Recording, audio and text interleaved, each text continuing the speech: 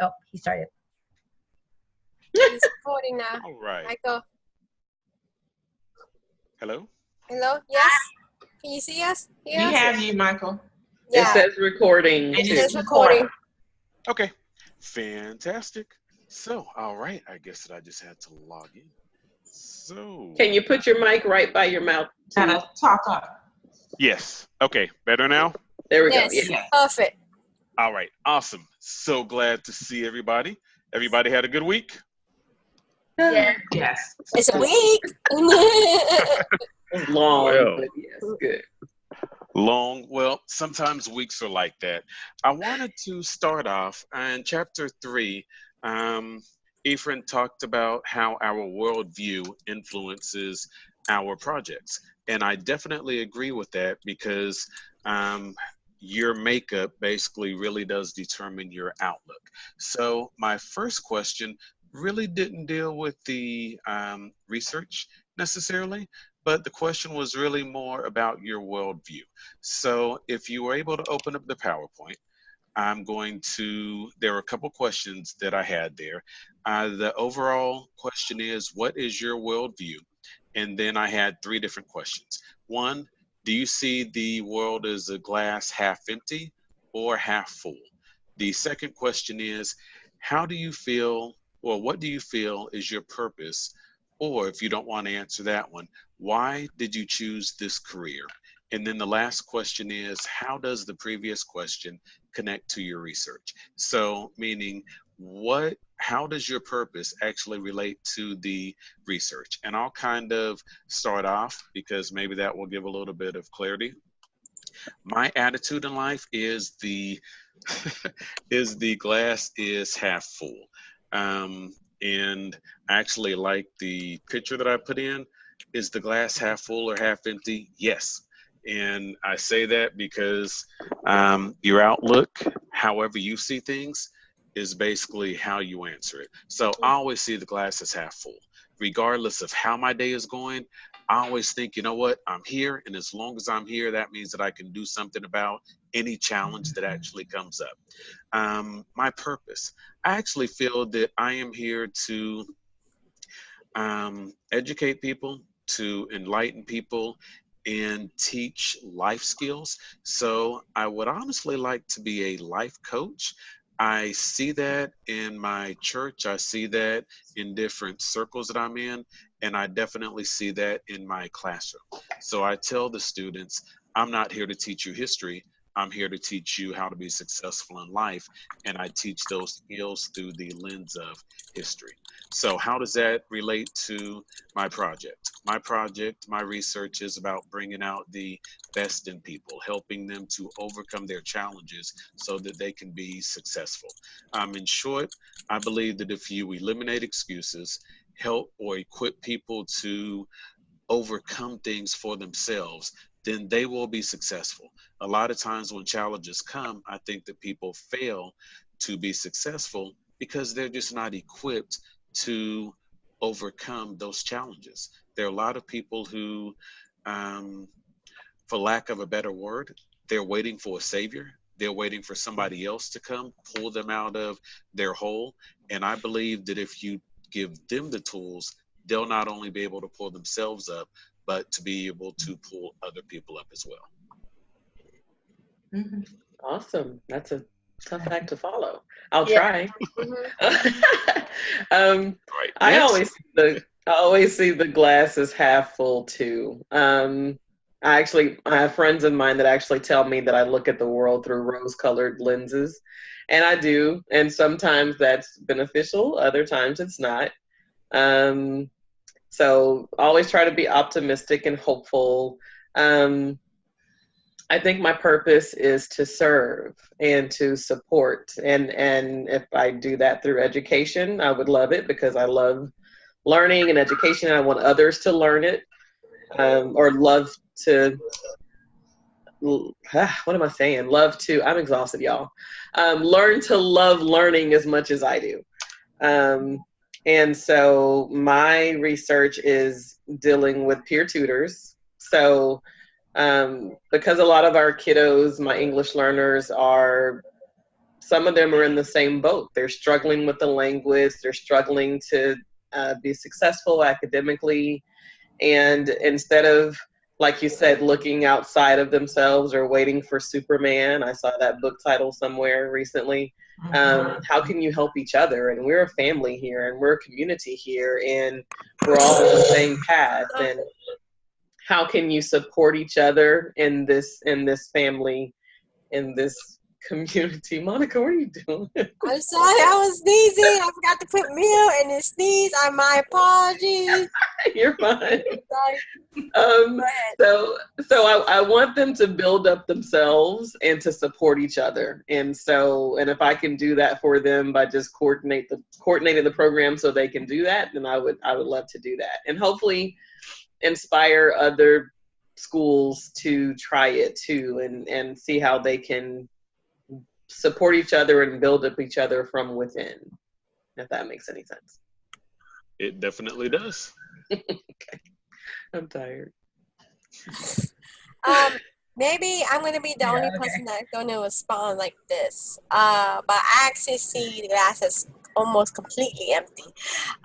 Because it forced me to think more realistic. I recently had a situation earlier this week.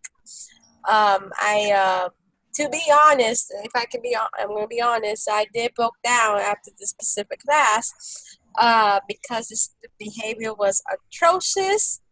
And I talked to my counselor. It turns out some of the students and this was a horrible combination of classes to begin with.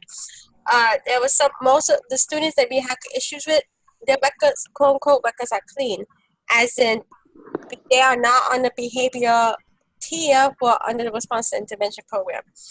And so me as a special education teacher, was like, what's going on? Why this is not happening? If I ever looked at, for me, that's why I kind of think like, if I think like that's completely empty, means I can see, in a way I can see, okay, this is what I have to do. This is not, that means it forces me to take action. Let me say that.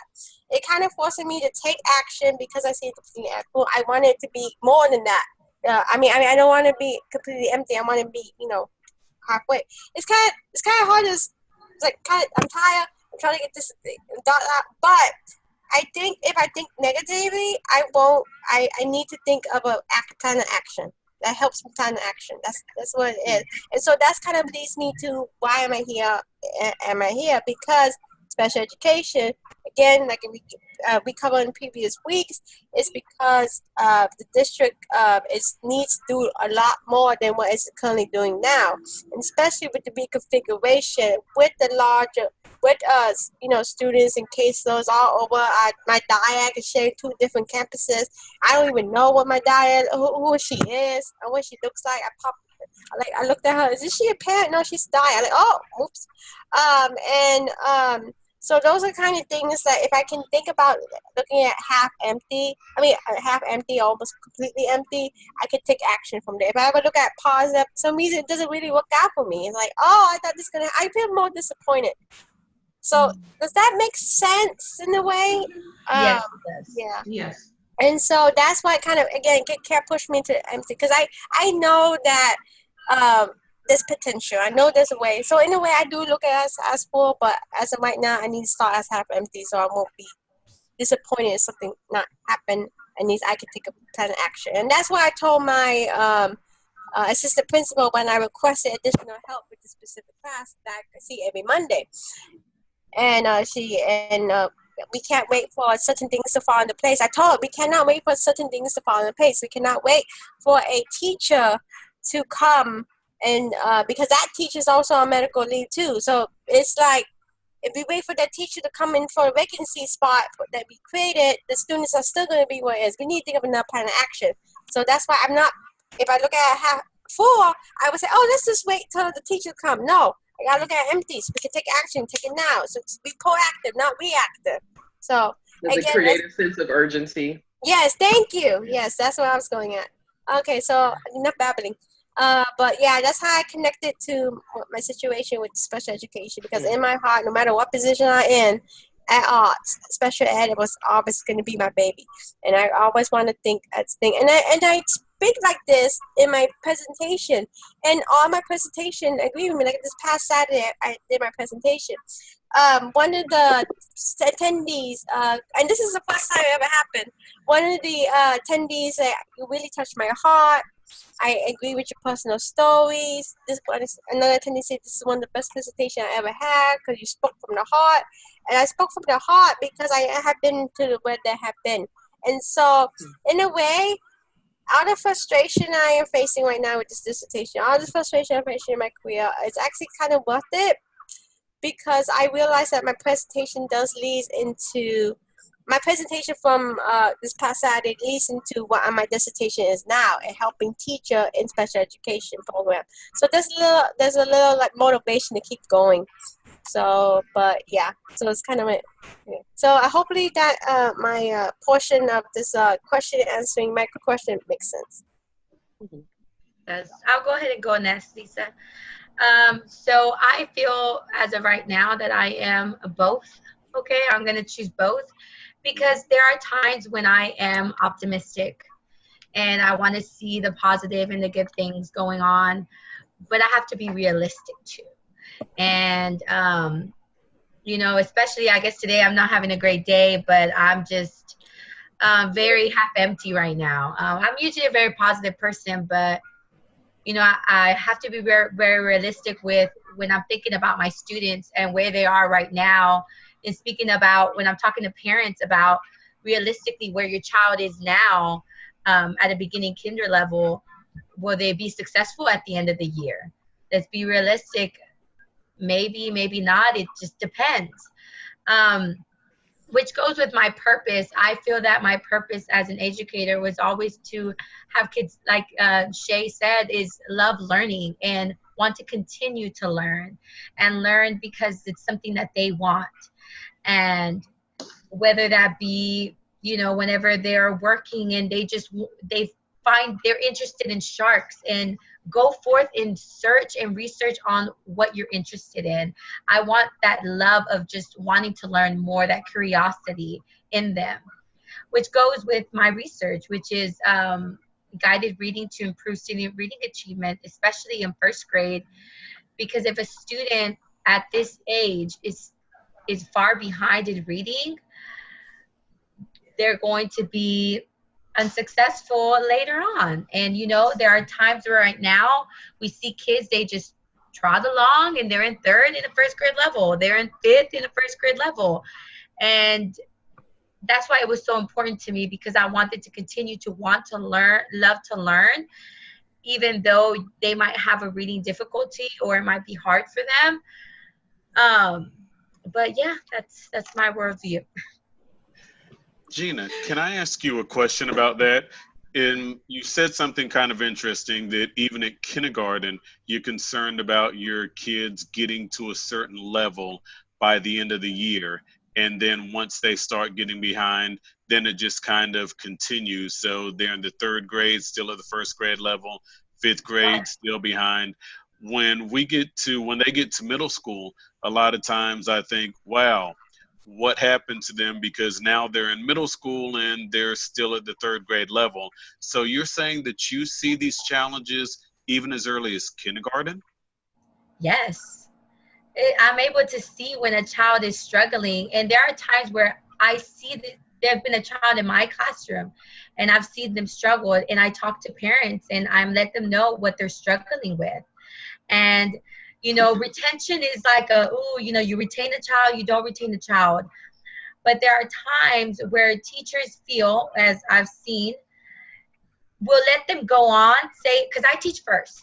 So say they're not doing well in kindergarten. Well, I'm going to move them to first because I'd rather them fail in first than to fail in kinder. And so some parents, because it is their decision, continue to want their child to go to the next level when they're not really prepared. But it's two sides here. Either the teacher didn't give enough attention to that child and enough intervention to provide them with the support they needed to be a successful reader, and that's why they're not where they need to be. or the child has a disability, maybe dyslexia or something cognitive where they're not able to, where they get to 5th grade and they're reading at that 1st grade level because they might have dyslexia. But it's gone this far to test them for that disability. And so they've gone these years with this disability that's why they get to middle school and they're not reading well, because they just continue to move on. Like, Monica, when it comes to SPED. Yeah, I was like, I'm nodding my head, yes. You know what I'm saying? Especially when a child is able to SPED, personally, are they getting the best academic that they can in classrooms, like with the co-teach? I haven't seen a good co-teach personally.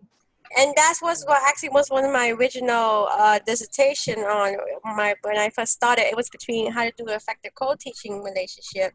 And again, comes from my worldview of thinking everything almost half empty, completely empty. Is because of my experience as a special education teacher. It was really rough. I felt that for a while, for several years, that I was seriously burned out because I wasn't. I was basically the department itself. I had to defend my actual special ed department in front of the general education teacher, administration, and that made me kind of like the black sheep of both ends, and my former admin and by my former team, and it's just, it was a lot, and I knew that if we didn't get adults didn't get things right, it affected the student. I keep thinking to myself about this student that, who assaulted me in my 2nd year of teaching. And I felt that I should, even though I felt that I should do more. And it's just so hard for me to just do it myself. And so I get what you're saying, Gina, because like when you were talking, just like all these flashback memories just coming at me. So, yeah, sorry. This has been okay. Sorry. Go ahead. I'm sorry. Question, Michael. Okay. I hope I answered it. I'm sorry. I didn't mean to. Definitely. Lisa, did you have a chance to share on that question? I did not, but I'd like to. So I am a girl who has a glass full attitude. I always have. I am one who usually when we're in a room and I walk in, I definitely try to brighten it up. As far as I'm trying to read this, I'm an old lady trying to read these little words over here in my screen. As far as my research is concerned, I think my research is just for a chosen few because it's strategic planning. But I also understand that this is an academic exercise, and Dr. Shields might kill me for that, but it is. It's an academic exercise that we're trying to get through. And I would hope that someone would come back to read my research, but if they don't, I'm okay with that too. What else did I need to say? My goal is also to connect with students. When I have the opportunity to go and teach, yeah, I know I have to teach this certain curriculum, but my goal is actually to sit down and share my life. I'm very open about my life, and I try to steer my students in the right direction in which they should go, because I think at times they're looking for that guidance. And I'm talking from an academic point of view, of course. I think they need their guidance. I want them to know that the person that they see in front of them was not the best student in the class. I want them to know that I was not the best. It took me several times to get it right. I went to a junior college to start off with before I went to university, because I just couldn't, I was doing something else. School was not my forefront. I knew I was going, but I was like, okay, I got some time, and time ran out. And so then I just want to share with them that because I can do it, they can do it too. So I try to connect with my students. As far as this PowerPoint is concerned, Michael, I'm looking at it, and it looks like someone took a class this summer where they, did you take the class? You took a presentation course. As I'm looking at this graphic. So.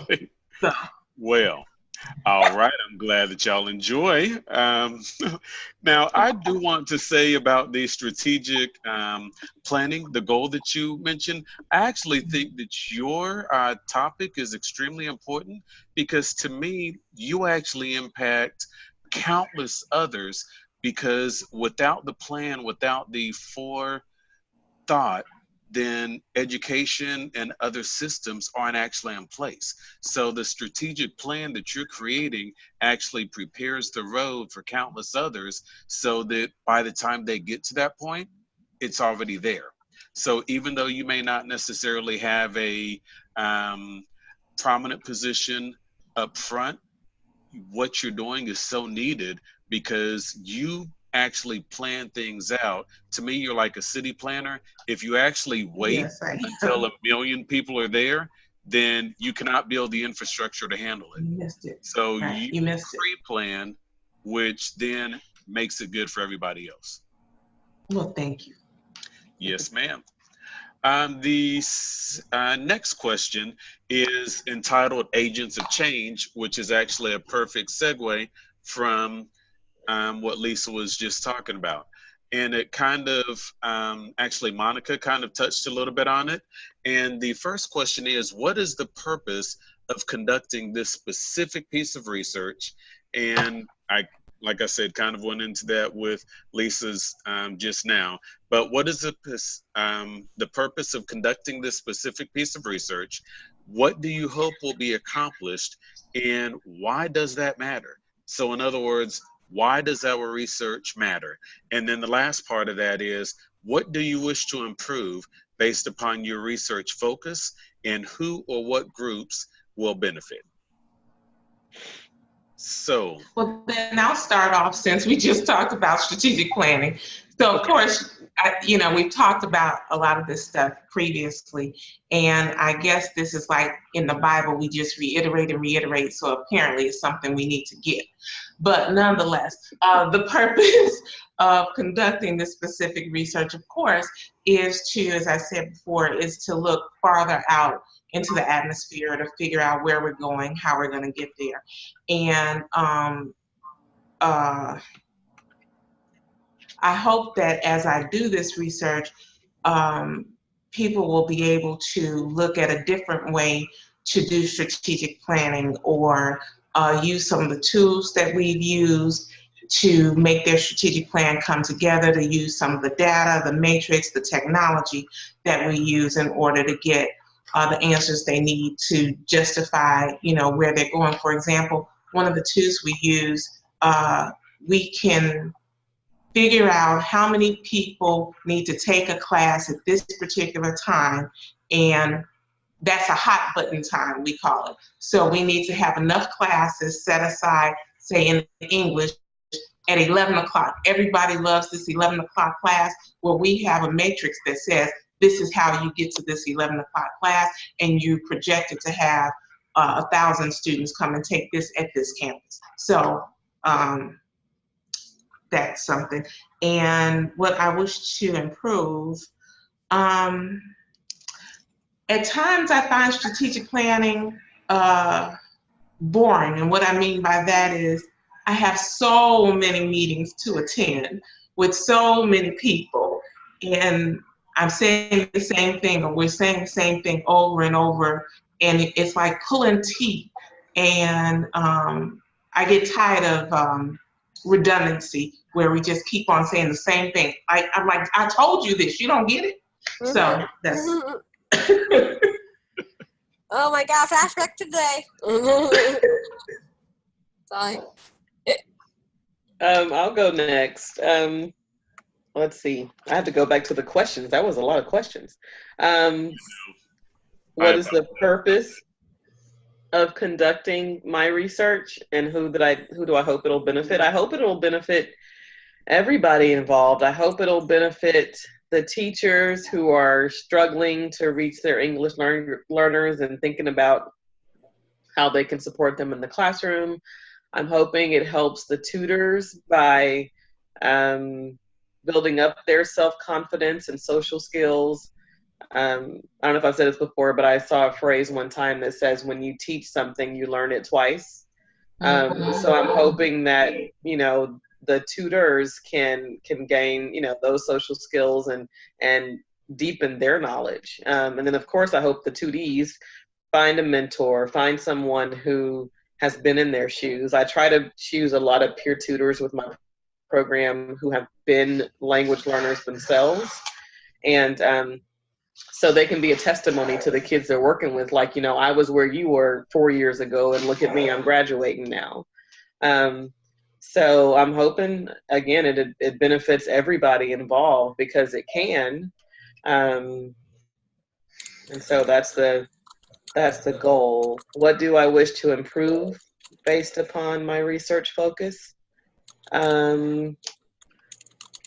I'd say, because I believe so much in community and people uplifting each other, I'm hoping that just the school climate could improve. In our newcomer classrooms at my former campus, we didn't even have desks in the classroom. Everything was round tables. So everything they did was collaborative and working with each other. And there was no, you know, I got mine, so now you get yours. Like, they all work together all the time about how they can support each other. And I'm hoping that just continues and, again, inspires somebody to say, you know, hey, let us try this. It's free. It's, you know, a benefit all the way around. And hopefully that's the end goal, that someone can see my research and say, okay, well, I can do that too. Or, you know, why can't we do this on our campus? And so, okay. Is that all the questions? Yes. Gina or Monica? Yes, I'll go. So what is the purpose of me conducting this research? Well, I want kids that are struggling readers to be able to read and no longer struggle and find their areas of need, which lead into what do I hope to accomplish, or why does it matter? We have too many kids that are, like Michael said, in middle school and even in high school that still cannot read, or they have difficulties reading and writing. And there has to be a guided reading, or teachers specifically choosing instructional strategies to get the kids with what they need will get them to be successful readers, if that it's not something cognitive. So what do I wish to improve based upon your research focus, and who or what groups will benefit? Like Shay, I think it'll benefit everybody. I think it'll benefit teachers to see firsthand how doing guided reading takes a lot of time. You're actually analyzing each and every student. What are their strengths? What are their needs? Okay, this strategy didn't work. Okay, what do I need to try? So I'm constantly researching and reflecting on the way I teach these students and how they're learning to get them to be able to read. And it will benefit the kids as well. They'll be able to read, and they won't be frustrated because they're not able to get a book and read. And they'll actually be able to enjoy reading because they love it, and not have to read and constantly try to decode every single word. Okay. I have a question for Gina before you start, Monica. How many students do you have in your class? I have 21. Okay. First grade? Just first graders, right? Yes. 21 first graders. That's a big class. And only 4 of them are where they need to be. The rest of them are at a kindergarten beginning level. So. See, and that's kind of elementary school. I thought in elementary school there were limits. There are, but people can get creative. I'm the only bilingual teacher there too. See, there's a need. in first But grade. bilingual teacher means that you actually should need more support or fewer students. Absolutely. Yeah.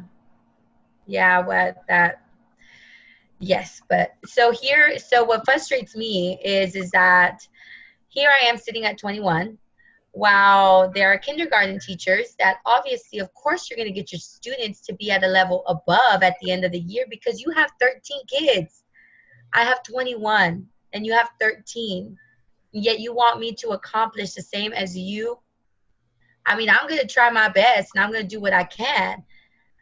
But you can't compare 21 kids to 13 kids that can get individualized one-on-one instruction. You Right. know? You can't.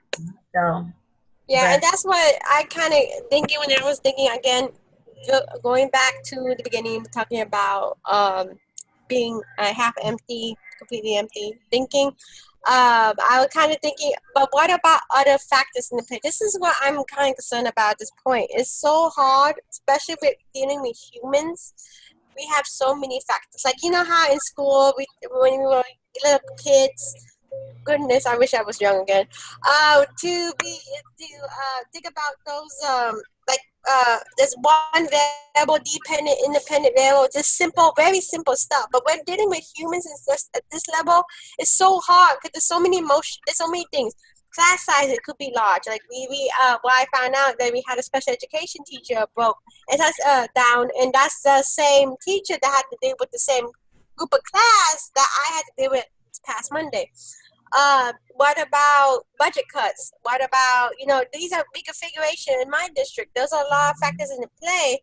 Is it just professional development or there's something more? And it's so hard. Even doing my presentation presentation this past Saturday, there was a teacher, it's like I didn't get this certain thing because I was a special ed teacher, and I was kind of like going, she did a wonderful conversation, by the way, don't get me wrong, but it was just so hard.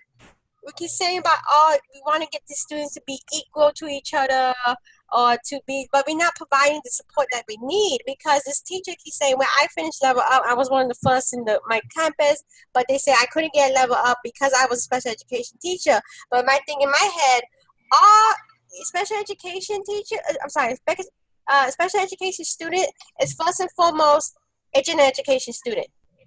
They right now, what they have done, whatever the campus was doing, has denied the student under FEPE, which is the Free and Appropriate Public Education Act. That can open up to a lawsuit.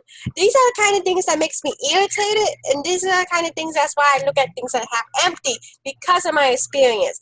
And that's why I hope to be accomplished is something we can open our eyes. Now, I have to, that kind of leads me up to Michael's question. Yeah, what was the purpose of me protecting this specific piece of feature? I need to help my teachers. I cannot have my teachers be stressed out, because you stress out, that's affect the student. And this is foremost, this is how students comes from, whether it be an adult student or whether in a couple of our dissertation, or is it our students who's like, K to 12. And so I hope that's what I'm going to be hope to be accomplished, because I want to make sure that that providing professional development not just help special education teacher, but in turn also help general education teachers and all students, not just SPED. And I wish to approve. Okay, so basically, maybe this is going to be down the line, but I actually also want to talk about perception in special education. Why? How did we get to this point? Because I'm in a big history book, and I love history about education. And I love the Dr. Butcher's class, because it talks about, history, histories in education. I was wondering, how do we get to this point? How do we get from basically it's excluding special education teacher? How do we get to this point of students not meeting academic progress? How do we get to this point? How do we get these students, like even in my case, in your case, you have students who's at kindergarten level, Gina. In my case, I have students who went to 5th grade, 5 to 6 years in school, and nothing has been done to help this student. Oh, and then I keep thinking back my second year teacher. Nothing had been helped to help this student who assaulted me in front of my students. I didn't get recourse, and this is like actually in my dissertation. So, and my thing is, I think by me writing the dissertation the way I am, the focus, the narrative, is actually helping me to confront that, to make teachers, if teachers will ever see this, may or may not, but if somebody else sees it, they see that they are not alone, because they may be just researching things on how to help the special education teacher. Maybe, I don't know, my dissertation might pop on the Google site. We don't know these days. And so if I feel like if I can help one teacher, one person, just like what we do for students, like I was talking to my presentator on Saturday, that's past Saturday, then we done it. That's my goal. My goal is to help one teacher. Maybe that one teacher can help that group of students. That group of students will help. We go on and help. It's just like a domino effect. So, so I think it would be all worth it. And it's kind of like that's what made me realize. Maybe realize on Saturday that it's things are stressful these days. But if I have helped like 2 teachers, I know for sure. I don't know about the others yet, but I felt that the way that they came out of they felt more positive. It was kind of weird that my almost completely half empty thinking actually made other people more positive about themselves. I don't know. That was just weird for me. But so anyway, that's my goal is to at least help one teacher. One teacher can help all the students. So. Or maybe they could even go in dissertation program, make their own project based on their own experience. So I don't know, but yeah. Okay.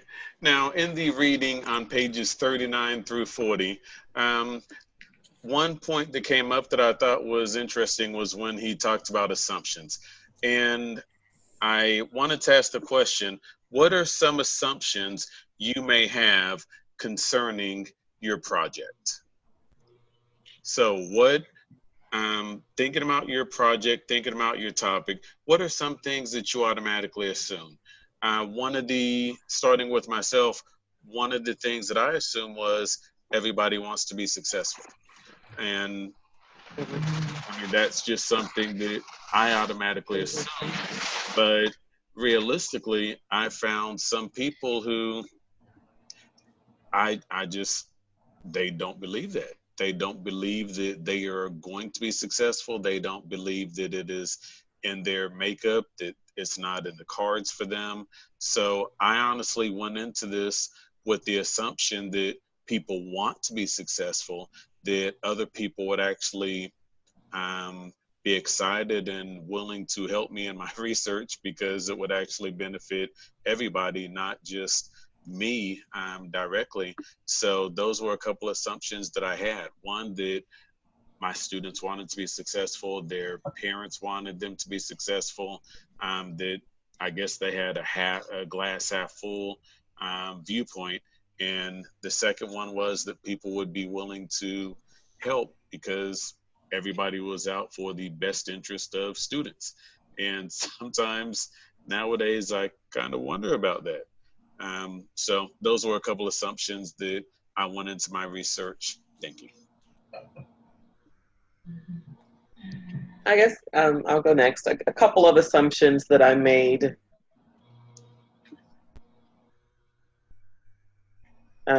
in my research. I guess with peer tutoring, I just assumed that everybody would be a proponent of it and that it works and everybody would see the benefits in it, and why wouldn't you try it?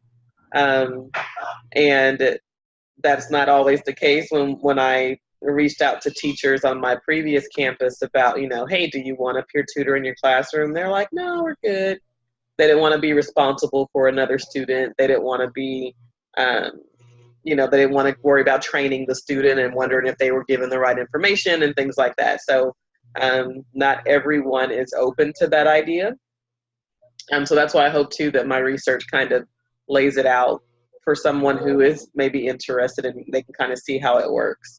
Another one that I made, and I was grateful to Dr. Shields this summer for pointing it out when we did our proposals, was I assumed that based on the data from the Algebra 1 class that I looked at, that the growth of the students in that class was because of the presence of the peer tutor in that classroom. And I was trying to make that correlation between the peer tutor and the data.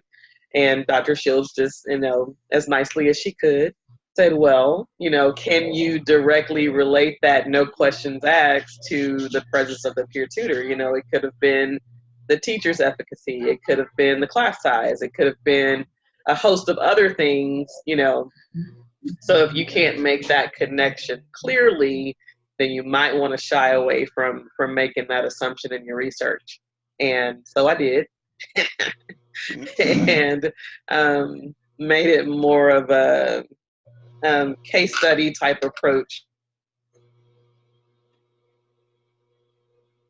But I guess, and I think it's on one of your other slides in the PowerPoint that, what biases maybe that we come in with, or maybe it's this one, what assumptions that we come in with, and are those valid?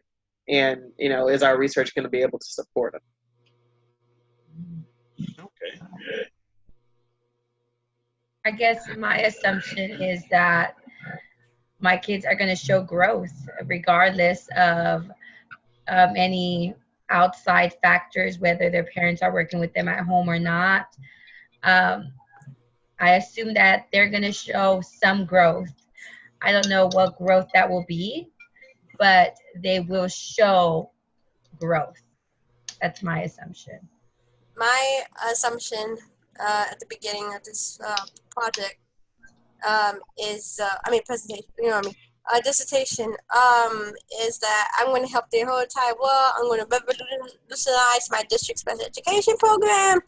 But I'm at this point where I decided to just focus on helping one teacher.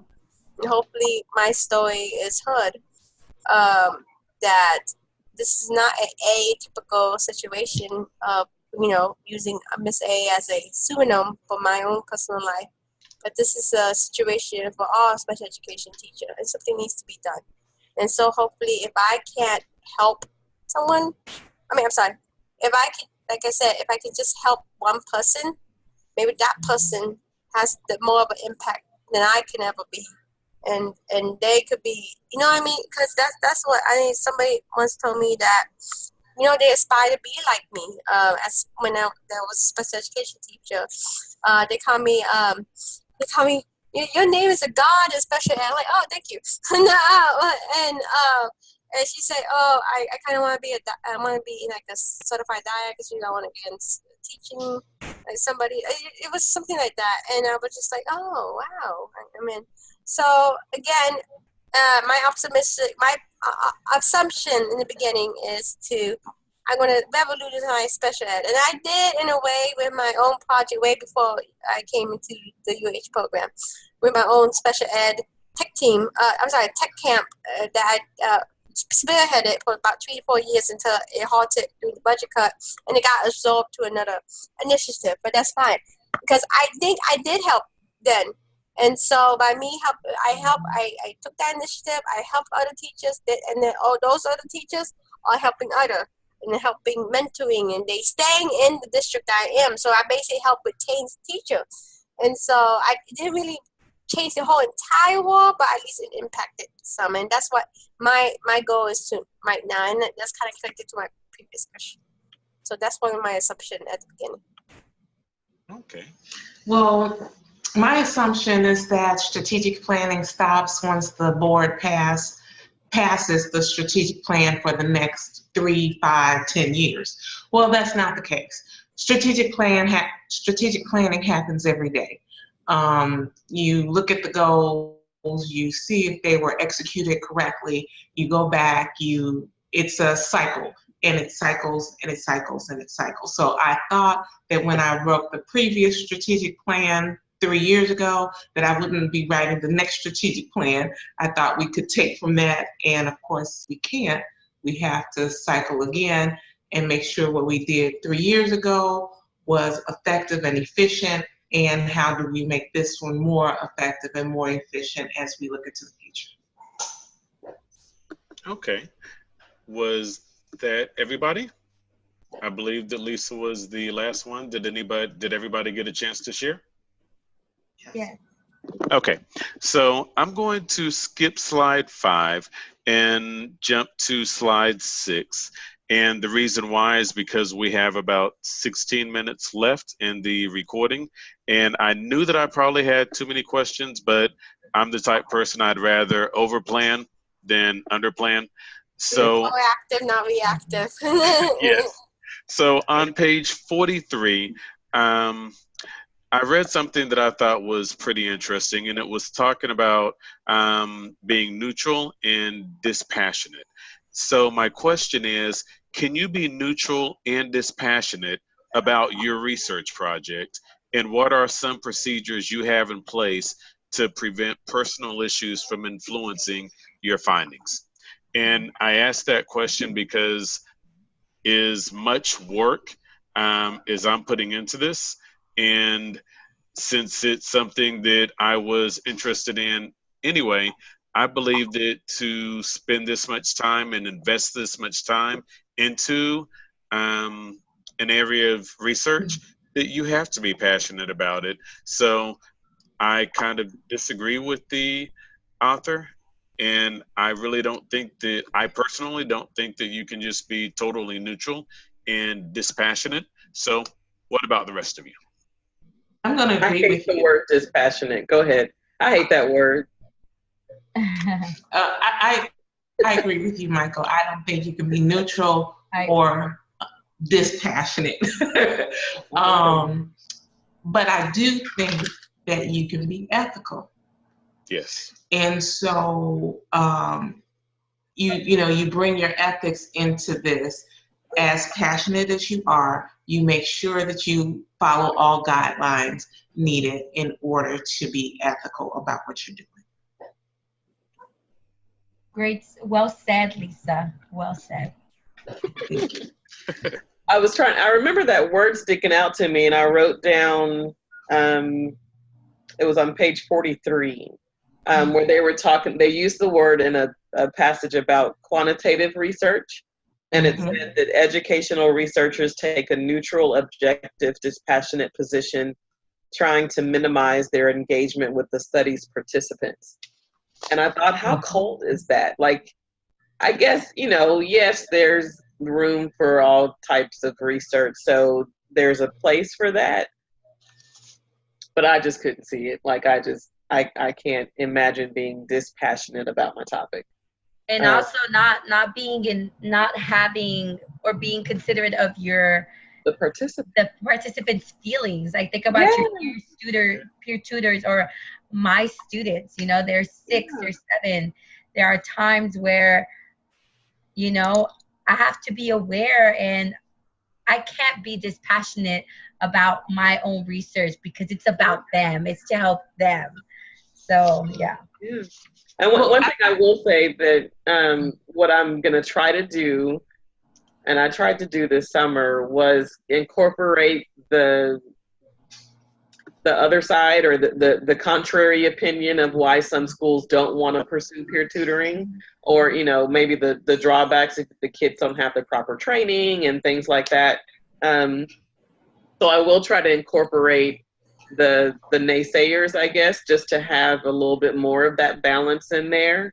But my argument is still going to be the benefits outweigh those anyway. I don't know. I'm biased. It's going to have to be biased. I'd like to go to page 41 for a moment. When we talk about the methods of case study, and we talk about, the methods of research, case studies, how are they not passionate? Ethnographies, you have to be in the middle of an ethnography in order for it to perform, in order to do it. A narrative, the same thing. So I don't know how one can not be passionate when one has to be involved. Oh, right. And critical research is social justice. Like, right. What? So. Yeah, I completely agree with you guys. There's no way. You can see every week when we talk about our dissertation, talk about our topic, how it's connected to everything. We all have passion. That's like again, and these are personal topics to all of us. There's a reason why we chose this topic. Why would we choose a topic that we know going to be bothered with? I mean, if I choose a topic talking about a teacher evaluation, I know I'm going to be I'm going to be dropping out soon. So I really am glad for this opportunity to actually choose our dissertation. Basically, student led. Think about when we were in the classroom, when we were teaching, or someone else is still in the classroom. Think about our students. Do they want a predetermined topic, or do they want a topic that they're passionate about? If you know the topic about passionate enough, they would do it all out, and you can see that personalized. I rather get a presentation, look at dissertation, and see it's hot, it's passion. I don't want to be a stalemate thing. And some of these, when I'm looking at these articles I'm pulling on occasion, my apologies, it's been I've been hot for right now, Dr. Shields. But I don't like some of these way that it doesn't feel. It feel like it's like not. It's like a robot writing this. I want to see the human side of things when I do research, And so, yeah, you can't be dispassionate about something. You can't attach yourself. I understand that might affect the bias in a way, but in a way, it's gonna happen because we're dealing with human. I don't know. I could be totally wrong, but we are humans. We emotion. We cry. We get angry. We throw phones. I'm just saying. And that was a little inside jokes to the social ed group. Okay, so but yeah, I completely understand and agree with you guys. There's no way we can test this up and look at it. This is a very neutral point. There's gonna be a way. And again, going back, if I can impact one person in my paper and my dissertation, then all as well. I want people in education to be very passionate. I don't want people to be off the boat. We already got enough of that in other places in our life. We don't need that now.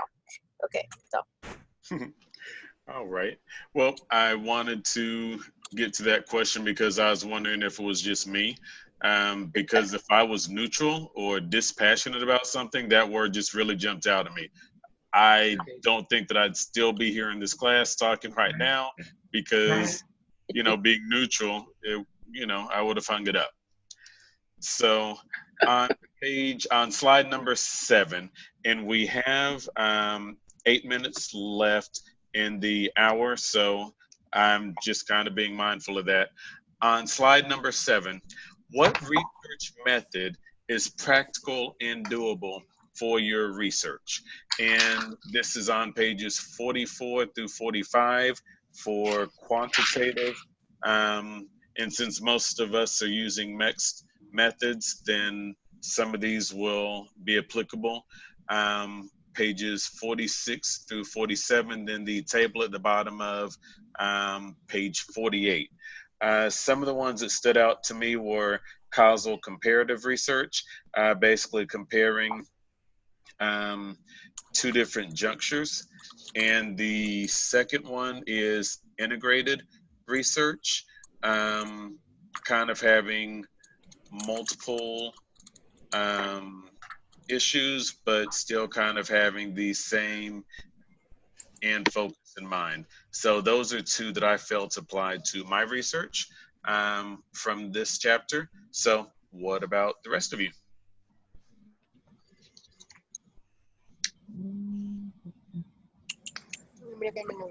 Are we looking at table 3.1? Yes. Okay. At the bottom of table 3.1 on page 48, it kind of has each of those that are included, so it's kind of a summary. Mm-hmm. Or starting on page 44, it's a little bit more descriptive. Well, mine is more qualitative. I think I need to talk to I need to talk to Dr. Shields. I keep meaning to make that Thursday appointment, but I need to see how much, if any, of the data that I collected for my preliminary research I'm going to include moving forward. I'll have data, but it won't be as quantitative or as mixed as I thought it would be when I started. So we're moving more towards a qualitative approach, where it'll be more like a case study or a narrative. I think we've decided on case study. I think I'm kind of with you, Shay, where I'm kind of like, ooh, because I know when we talked in the summer, you know, they were discussing go more qualitative and add that reflection and make it more discussion and narrative. So that would is a lot more qualitative, more with that case study. But I wanted to include my students. I wanted to include the levels where they were at the beginning of the year and when I tested them at the middle, because I wanted to show that growth, whether it's I feel like that's important. That's an important part of seeing that reading achievement. So I'm kind of in the mix. So yeah. Have you started the LLI program with them? Well, I'm bilingual and they don't have LLI in Spanish. Oh. So I just do good old guided reading. Okay. So that's what I do. Well, I talked to Cam, and when we sat down and met, he was like, I want a qualitative study, and that's all that I'm going to tell you. I was like, okay. Come on, Cam say qualitative? He tells us. Cam said qualitative, right? Yeah. That's what I thought, yeah. That's Cam. We sat down at the Starbucks, and he was like, this is what I like to see, and this, and this. Like, okay, so there you go, Michael. Cam. Well, we have 4 minutes left. Did anybody else want to chime in? I just want to thank you, Michael, for providing these questions. These are phenomenal questions. Great starting point. This is a good way to end the week.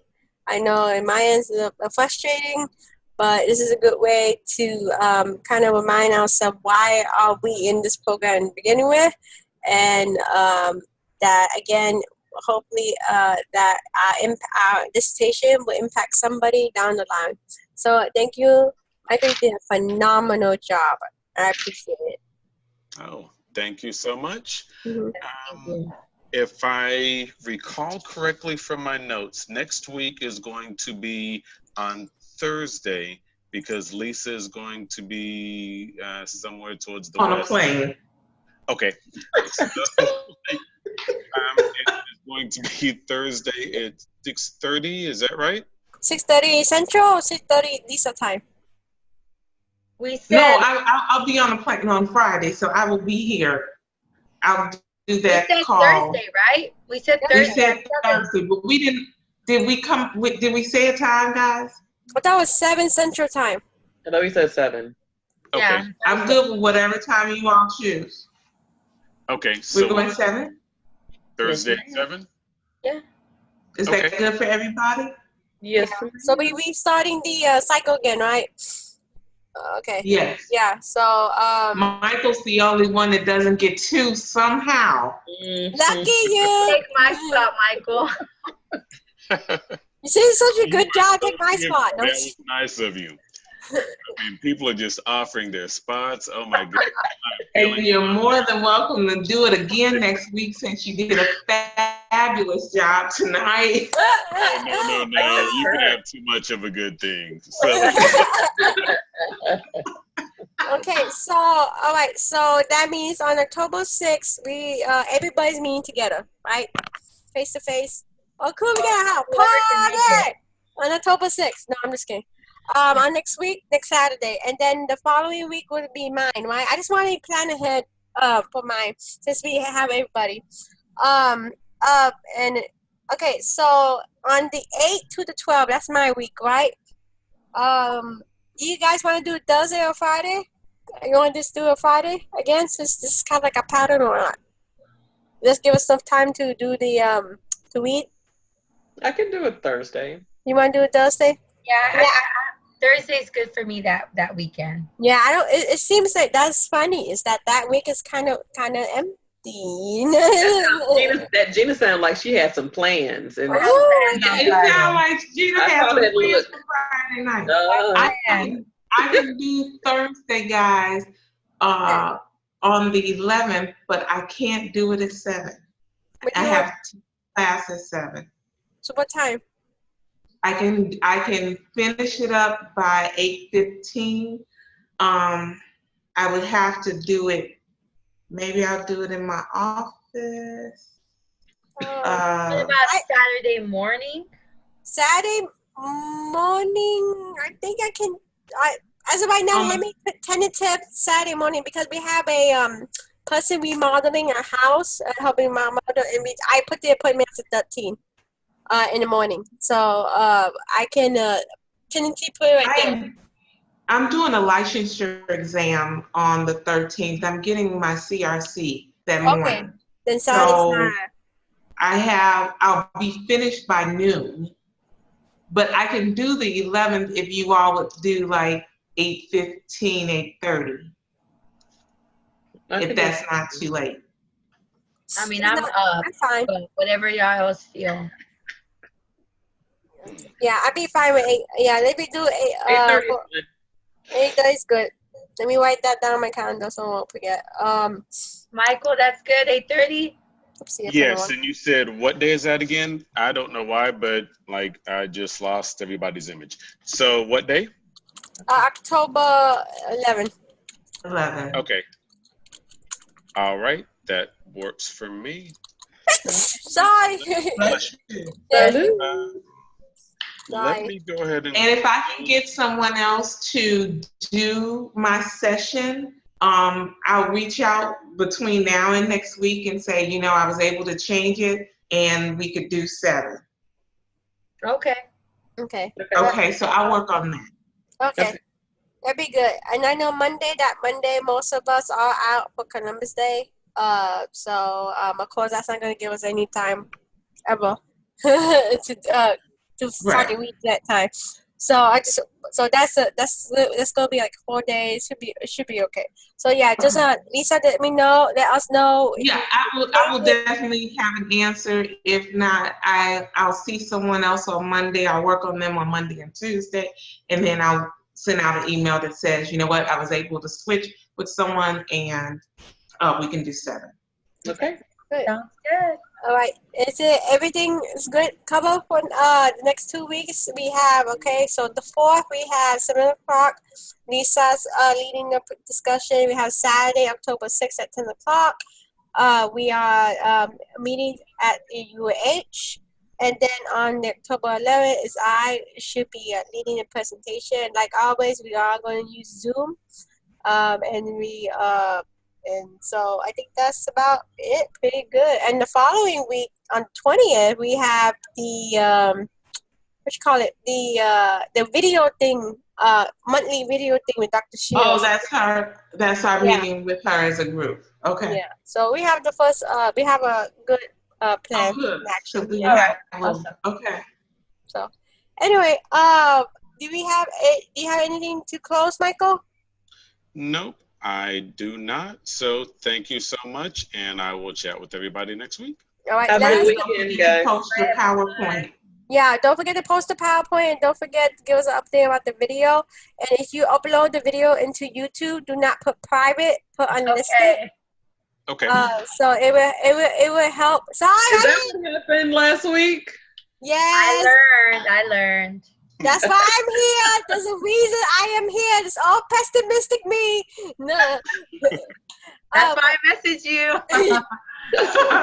Okay, so yes, Mike, yes, those are the things. And because this video is an hour long, because we didn't do the switching out, it may take longer. So I would suggest a wired computer, like wired to the internet. It's a wireless because your Wi-Fi signal can go off and on. So text me if you have any technical issues, and then we can work out together. And like Lisa said, don't forget to post the PowerPoint.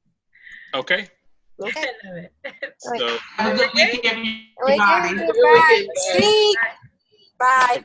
Bye. Bye-bye.